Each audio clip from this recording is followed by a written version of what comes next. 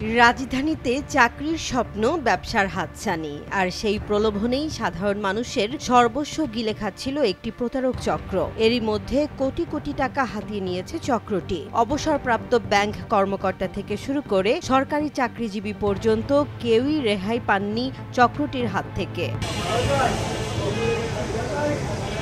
প্রথমে পত্রিকার চাকরির বিজ্ঞাপন, পরে ভাইবা বোর্ডে ডাক, লোভনীয় বেতন, বিলাসী সুবিধা সবই ছিল তাদের ফাঁদে টানার কৌশল। এরপর শুরু হতো ব্যবসায়িক পার্টনারশিপের নাটক। স্বপ্নের ঝালরে আটকা পড়ে শেষ সম্বলটুকু খুইয়েছেন অসংখ্য ভুক্তভোগী।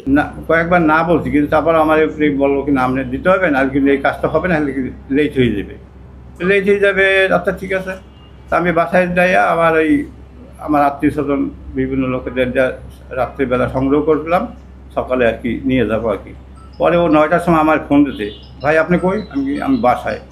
বাসা কোন জায়গায়? আমি কিছু আমার বাসা তাপ্তাবনগর। তো বললো কি ঠিক আছে, আপনি রামপুরে ব্রিজে এখানে আসেন, টাকাটা নিয়ে আসেন। ব্যাংকে ব্যাংকের অফিসার, ব্যাংক কর্মকর্তা, প্রিন্সিপাল অফিসার ছিলেন তাই না? ব্যাংকের প্রিন্সিপাল ছিলেন। 52 লাখ।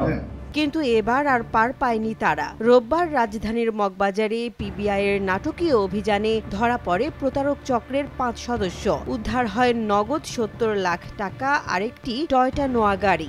তাদের মেইন যে বিষয়টা আপনি ঠিকই ধরেছেন, বিলাসবহুল না হলেও তাদের অফিসের একটা বিলাসবহুলতার ভাইব দেওয়ার চেষ্টা করেছে। বড় ব্যবসায়ী, অনেক টাকা আছে, গাড়ি আছে, এই আছে সেই আছে, বড় কাস্টমার আসতেছে, আপ্যায়ন একদম সেট আপ অন্যরকম, গাড়িতে নিয়ে আগায় নিয়ে যায়, ঠিক আছে, বাসায় রুমে বসার 5 মিনিটের মধ্যে ফল দেয়, নাস্তা দেয়, ঠিক আছে, অন্যরকম একটা একটা ভিআইপি ভাইব দেওয়ার চেষ্টা করেছে।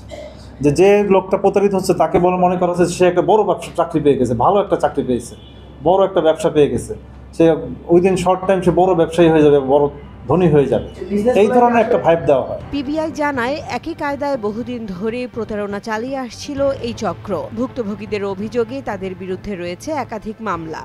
আমরা বলেছি তাদেরকে বলা হয়েছে ঘড়ি এক্সপোর্ট ইম্পোর্টের ব্যবসা। ওমেগা, রোলেক্স, এই ধরনের যে দামি দামি ঘড়ি, এগুলো খুব সহজেই বিভিন্ন জায়গা থেকে কালেক্ট করে স্যাম্পল দেখানো যায়, পকেটে ঘুরে ঘোরা যায়, একটা বক্স দেখলে মানুষ বোঝায় হাই কোয়ালিটির জিনিস, ঠিক আছে। ঘড়িটাকে তারা হাতিয়ার হিসেবে ব্যবহার করছে। বিজ্ঞাপনের কপি আছে আমাদের কাছে, আমরা বিজ্ঞাপনের কপিও পেয়েছি। পত্রিকার বিজ্ঞাপন দিয়ে তারা করে এই প্রতারণা।